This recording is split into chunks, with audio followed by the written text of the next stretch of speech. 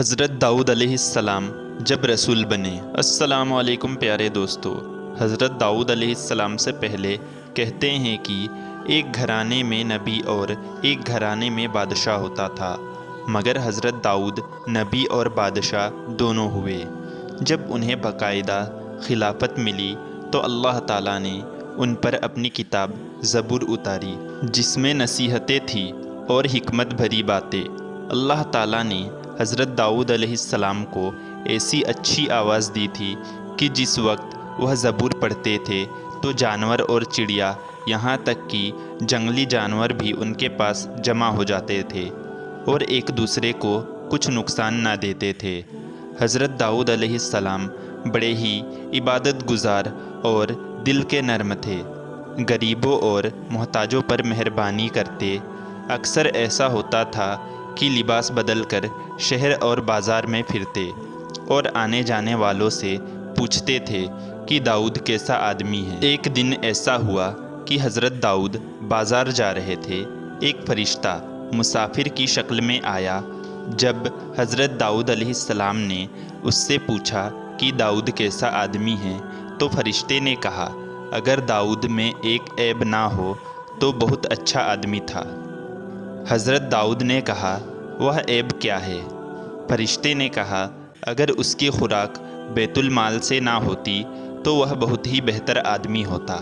فرشتے کی اس بات سے حضرت داؤد علیہ السلام چونکے اور اللہ تعالیٰ سے کہا، یا الہی، مجھے کوئی ایسا پیشہ بتا جس سے میری اور میرے بال بچوں کے گزر بسر کا سامان ہو سکے۔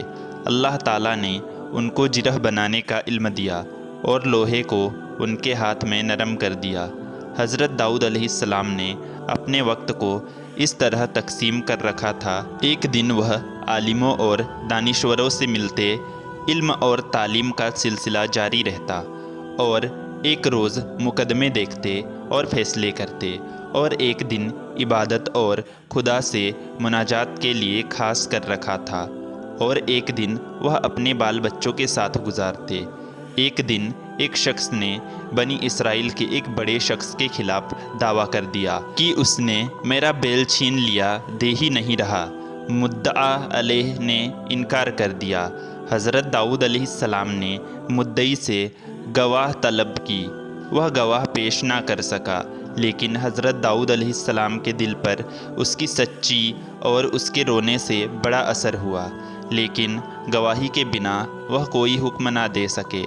حضرت داؤد علیہ السلام جب رات میں سوئے تو خواب میں دیکھا کہ مدعی کا دعویٰ سچا ہے اور مدعا علیہ قتل کر دینے کے لائق ہے۔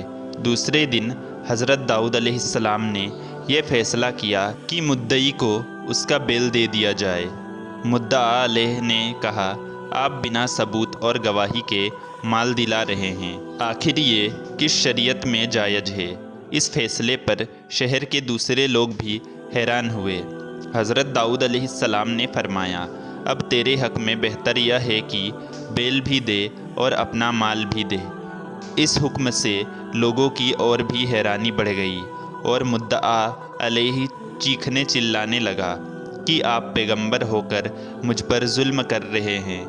تیسرے دن پھر حکم دیا کہ اپنا مال اور بال بچے اور مال اسباب سب مدعی کے حوالے کر دے، میں تجھے قتل کروں گا۔ شہر کے لوگ دانتوں میں انگلیاں دبائے حیران رہ گئے۔ حضرت داؤد علیہ السلام نے مدعا علیہ کو گرفتار کرایا اور شہر میں اعلان کرا دیا کہ کل سب لوگ شہر سے باہر جمع ہو۔ دوسرے دن حکم کے مطابق شہر کے سارے لوگ باہر جمع ہوئے اور مدعا علیہ کو سولی کے نیچے کھڑا کیا گیا۔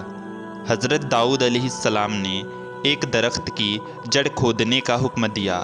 وہاں مدعی کا مرا ہوا باپ دفن تھا، اس کے ساتھ ایک چھری جس پر مقتول کا نام کھدا ہوا تھا پائی گئی۔